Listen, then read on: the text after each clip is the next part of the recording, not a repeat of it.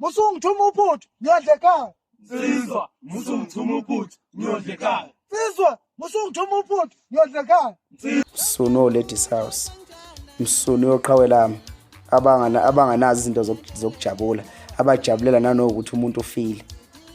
Ngeke ngithuke makuyinina msunu ezintsha, angeze ngithuke makuyini ezintsha kabi mina Godoyi. Sanibonani ninjani, welcome back to our YouTube channel, your YouTube channel, my YouTube channel, your mother's YouTube channel, everybody's YouTube channel. Ake sisalokho singene njalo ke sililo sokudutshulwa komunye waba-supporters abaculi bamaskandi uSiqinisekiso Mvelaso obebuyaduma ku TikTok kakhulu ngokuthi ubehlezi reviewer izinto zamaskandi. Kodwa ke uSiqinisekiso waqala njengomuntu nje impela be-review izinto zamaskandi kwaya kwasengena kwipolitiki yomaskandi.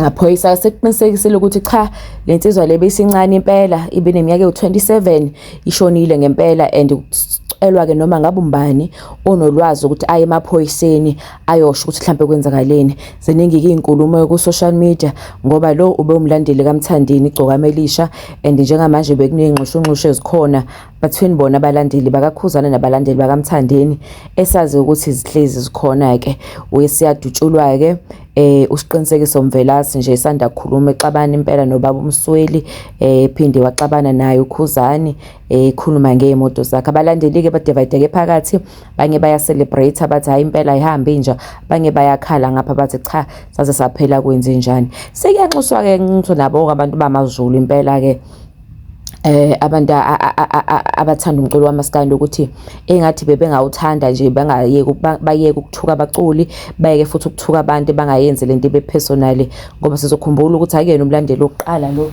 ushonayo ngaphansi kwesimo esingaqondakali.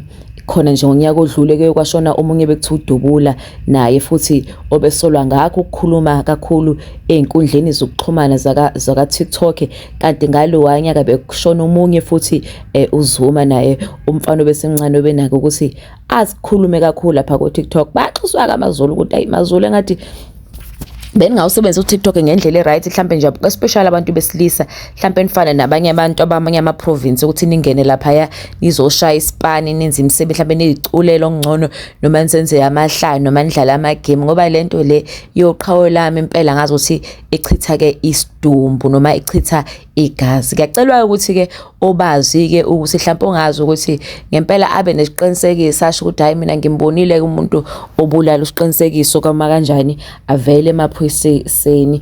Mvelase ke udutshulwe live ephambili enze ulive isibhamu siqhume live wathi yashona ke kanjalo uthe yazama ke nawo khiphe sakhe isibhamu kwasokusho khona ukuthi cha impela bese sishayile isikhathi and futhi isuku lakhe bese lifikile and futhi ubese late ngoba lo muntu besemi phambi kwakhe wabesedlula kanjalo ke emhlabeni. Abangani bakhe babese beya confirm ukuthi cha impela akasekho njengamanje ke sekulindiwe.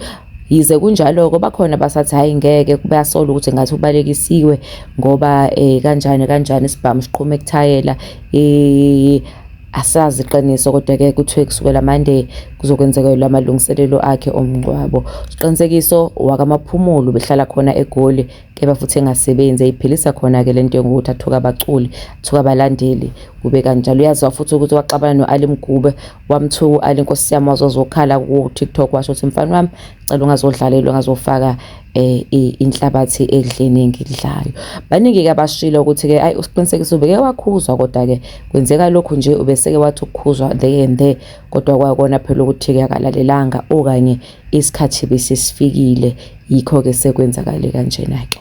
Nxuswa konolwazi nangempela ukuthi akayi emaphoyiseni bese kuphinde nxuswa abantu bamaskandi namaZulu ukuthi cha ake bazame lento kaKhuzana neGcokamelisha uMthandeni bathi ukuyiyeka nje mhlawumbe ufike nje ngcono vele uzigidela uzenzela amahlaya ungabe ke usuthuka abantu.